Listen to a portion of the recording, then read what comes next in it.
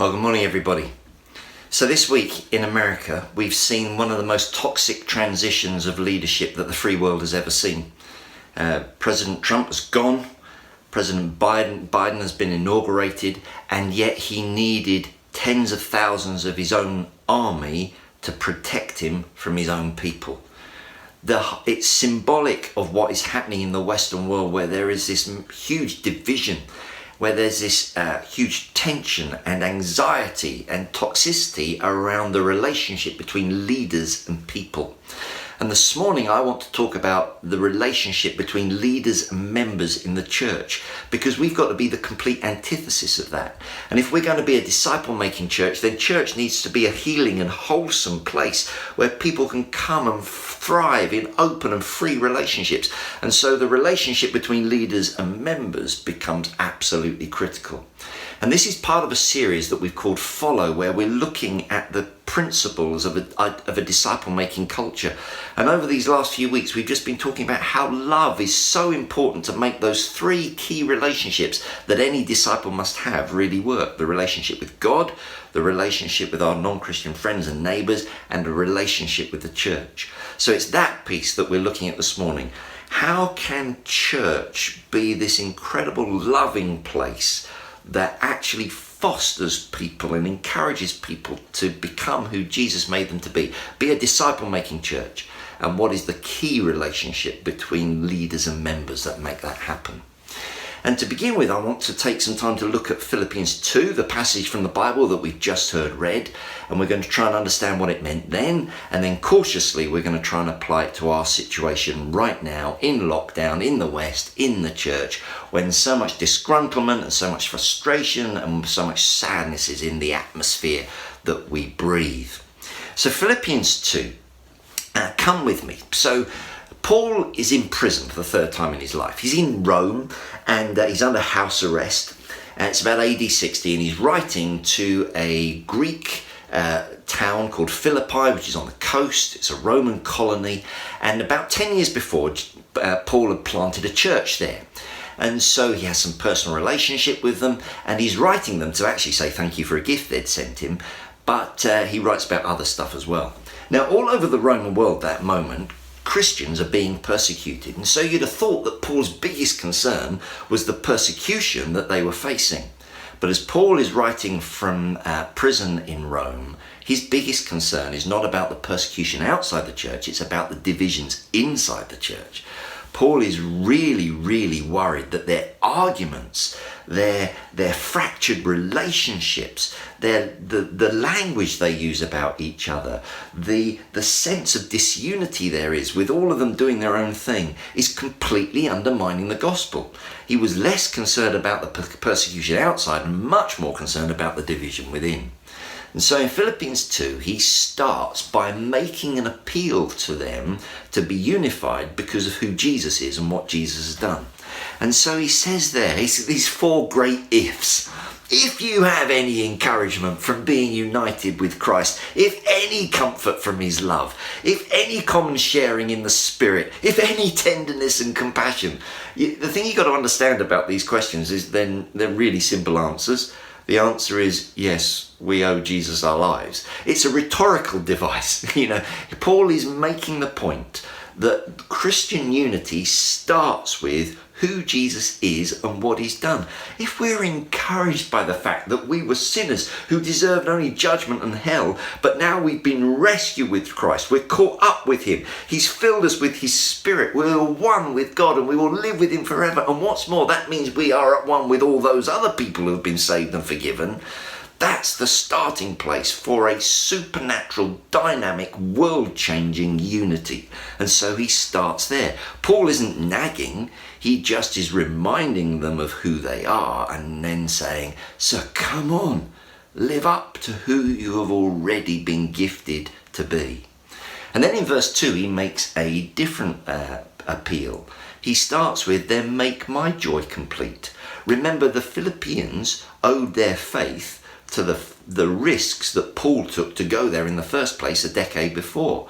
He was the one who planted the church, and so he now leverages that personal relationship, because all leaders have a relationship with their people. And so he wants to leverage that now. He didn't know everybody in the church, but he knew some from a decade before. And so he says, look, my emotional well-being is in part dependent on how well you're doing. This is hurting me. Let's get this sorted. So he makes that the appeal both on who Jesus is and what he's done, and also his personal relationship with them. And then he gets into the nitty-gritty of what he wants. He says, be like-minded, having the same love. Now, having the same love is not the same as being like-minded. Having the same love is not the same as having the same mind. Paul is saying two different things here. He's saying, number one, because the Spirit of God has now brought Jesus into your lives, you share the same love. That is the bedrock. You are one with Christ in God, and you are one with everybody else who is in Christ and in God. So we share the same love. That doesn't mean we won't have different opinions. That doesn't mean that we won't have different perspectives, but it does mean that we can come together for a bigger purpose. Paul's understanding is that the way to common ground is higher ground, that when we are united in love with Jesus, then we can come to a point where we might not have the same opinion, but we will have the same commitment towards the same shared goals. We will be one in spirit and purpose, bringing our different perspectives, bringing our different personalities, bringing our different experiences, but coming together towards a shared goal. How is that achieved? Well, he unpacks that in verse 3. Do nothing out of selfish ambition or vain conceit. Rather, in humility, value others above yourselves, not looking to your own interests, but each of you to the interests of others. Paul could see that the vanity and the pride led to this arrogance, led to this criticism of each other. This led to this division, and he goes right for the heart of it. First of all, he nails the negativity of envy and selfish ambition, which undermines the church from within. And then he gets positively to what is required, and that is a humility. Humility is the benchmark of true Christian faith, because it actually recognizes the reality of what Christ has done. The ground at the foot of the cross is level. Whoever we are, we were deserving only of judgment and hell, but now Christ has saved us. That means our whole disposition is one of humility. Humility is not thinking less about ourselves. Humility is about thinking about ourselves less. Love begins when someone else's needs are more important than our own. So unity in the Christian church happens when our lives are grounded in the character of Christ, who himself was humble. The Church of Jesus Christ requires followers to seek to imitate Jesus, in other words, or it just doesn't work. We have to imitate his humility. We have to ask him to reproduce his humility in us if the relationships in church are going to be safe and wholesome and nurturing. So Paul has made two basic appeals to a grumbling and argumentative and divided church. He said, number one, you share the same love. This is all based on what God has done in Christ. And secondly, he's making a personal appeal and leveraging his relationship with them. Turns out that Paul was really right to be worried about this division, because as you know, church history is riddled with argument, with pride, with divisiveness. The world looks on and sees hundreds of denominations and just is incredulous about how can they have a message of love when they're so divided themselves. The sheer number of denominations totally bewildering the public about the love of Jesus. And the prayer that Jesus prays in John's Gospel, "Oh Father, may they be one as we are one," remains unanswered to this day. So that was Paul's concern, and Paul's writing to a fractured church in Philippi 2,000 years ago. How do we apply this passage to our lives today? And in particular, apply it to this lens of the relationship between members and leaders in the church, because so often it goes terribly, terribly wrong. I have lots of friends who have been burnt by church. They went to church to find out about Jesus, who was about love and freedom, and found manipulation and abuse and deceit and power plays and divisiveness, and they don't want anything to do with church in the future. I also know leaders who have been completely broken by being in church.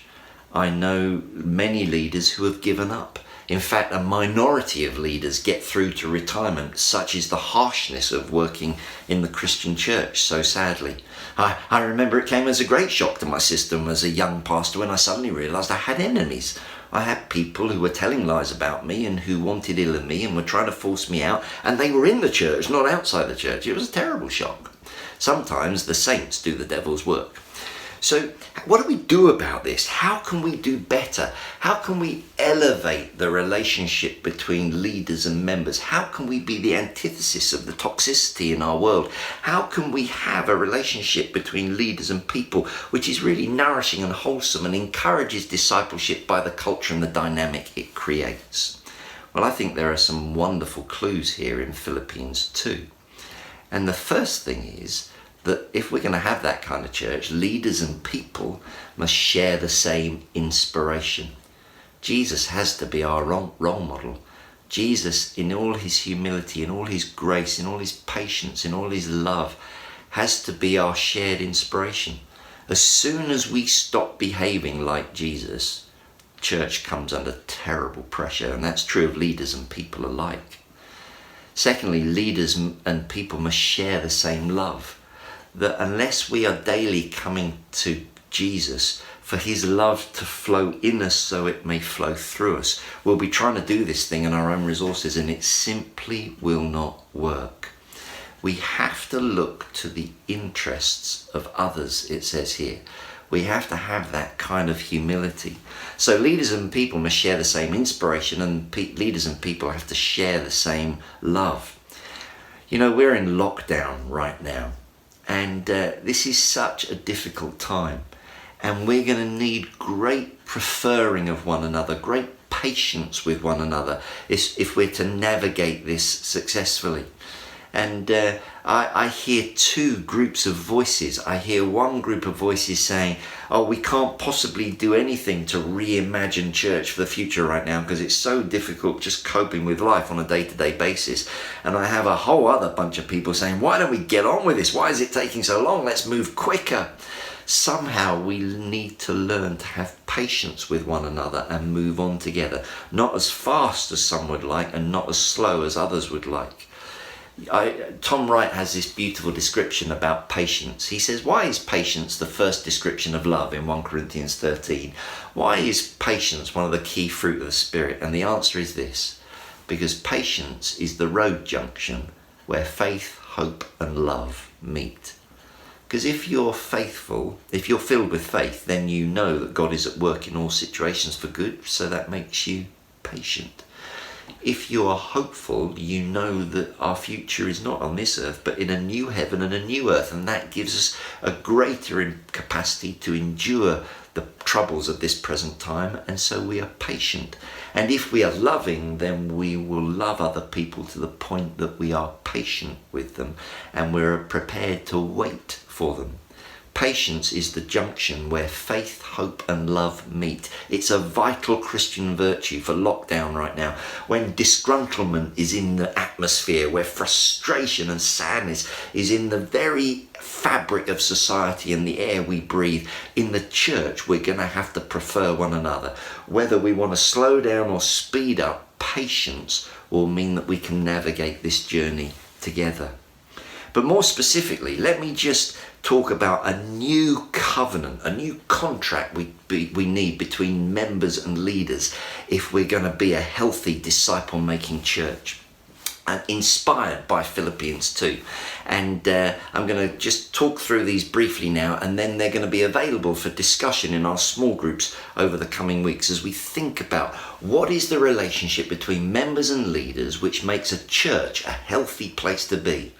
Pete Scazzaro wrote that book, Emotionally Healthy Spirituality, and the inference is that there's an unhealthy spirituality. There's an unhealthy way of being church, which is abusive and which is manipulative and which is secretive and which is controlling. We don't want to be part of that. So what's the dynamic? What's the relationship between members and leaders which will create this free and wholesome culture in which disciples will flourish? Here's the things, and we'll put a couple of slides up in a moment just to summarize these. Church members need leaders who, number one, follow Jesus personally.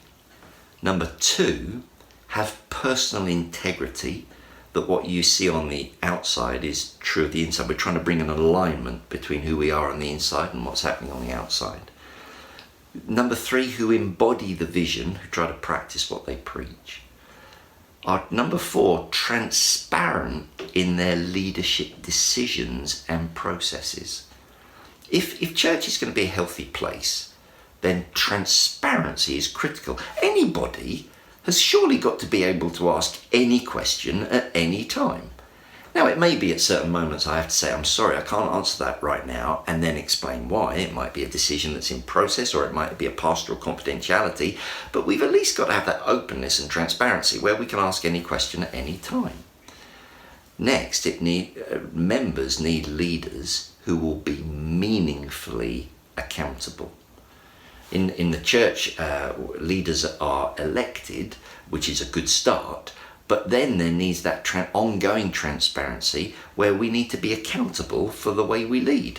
And if we get it wrong, we owe it to the church to come to the church and say, I'm sorry, I messed up there. And in my experience, when I've done that with churches, they've been very gracious and forgiving. What we don't expect our leaders to be, perfect. What we do is we expect them to be honest and transparent. We're not going to try and cover over things. I think members deserve leaders who will communicate carefully, especially through change, and trust me, I'm doing my level best at that. But the more questions you ask me, the better I'll get at communication. And the last thing is, members need leaders who listen before they lead. Members need leaders who understand that one of the ways that the Spirit of God speaks to us is through each other, so we listen before we lead. So that's what members need leaders for: to follow Jesus personally, to have personal integrity, to embody the vision, that they're transparent in their leadership decisions and processes, that they're meaningfully accountable to members, and they communicate carefully, especially through change, and they listen before they lead.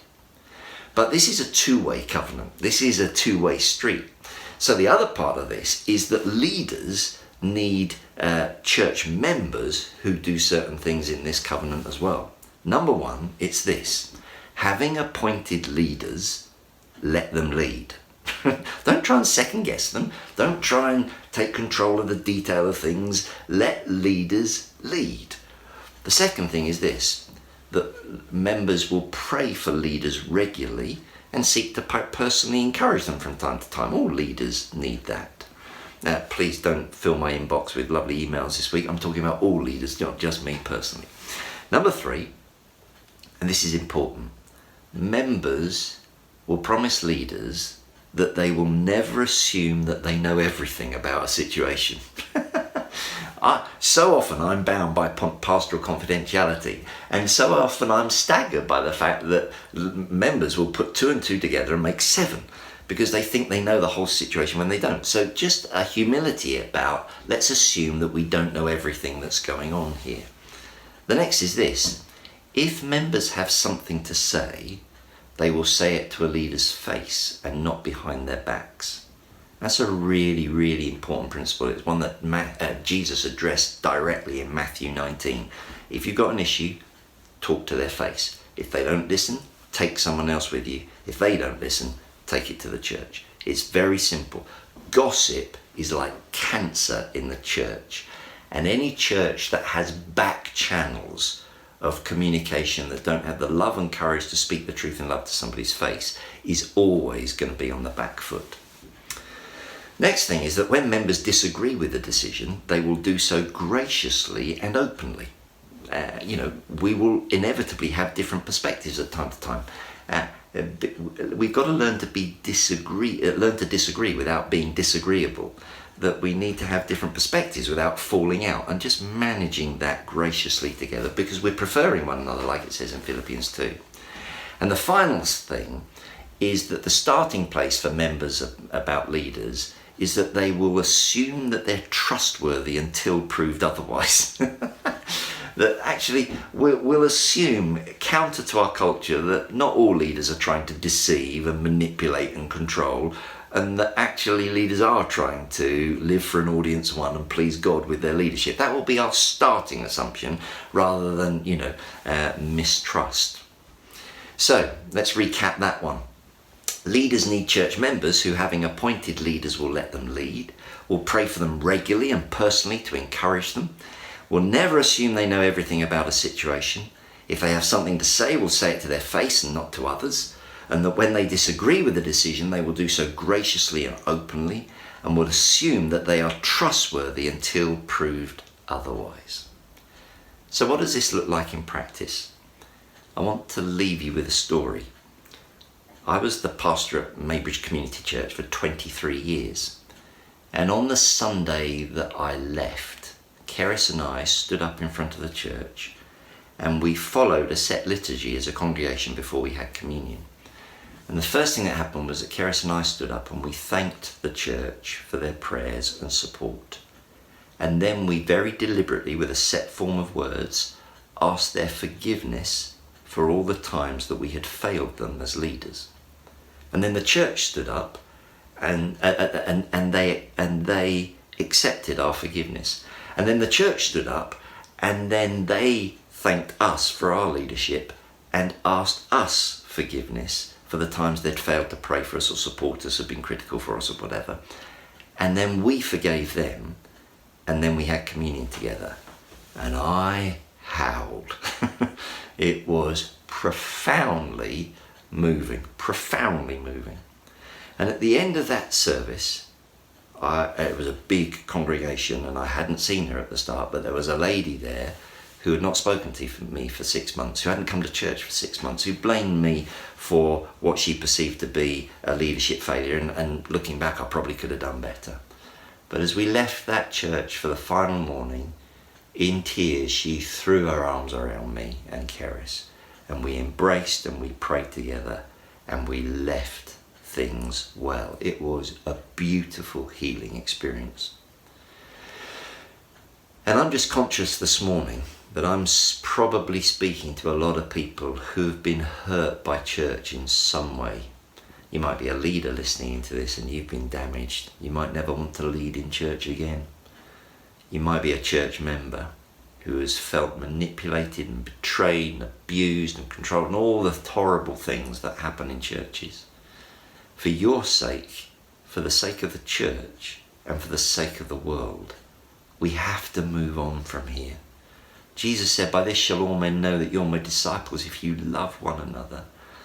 We need to allow his healing love to break into our lives and set us free from the bitterness of the past. And we need to be part of this church, which can be the antithesis of this toxic culture of leadership that we find ourselves in. This morning, at the end of our service, there will be an opportunity on Zoom for you to confidentially just share what you want to. You don't have to go into detail, but be prayed for by leaders of our church so that you might experience that healing and restoration, that we can go on to be the church that God has called us to be. Lockdown's hard. Reimagining church so that when we go back, we don't go back to the past, but go back to the future is really difficult. It requires us to make an extra effort to be on Zoom, to engage. But this is not our church, it's the church of Jesus Christ. And he said, "By this shall all men know that you are my disciples, if you love one another." That means that Jesus has given the right to the world to judge whether he is true on the quality of our relationships. Put it that way. And what option do we have?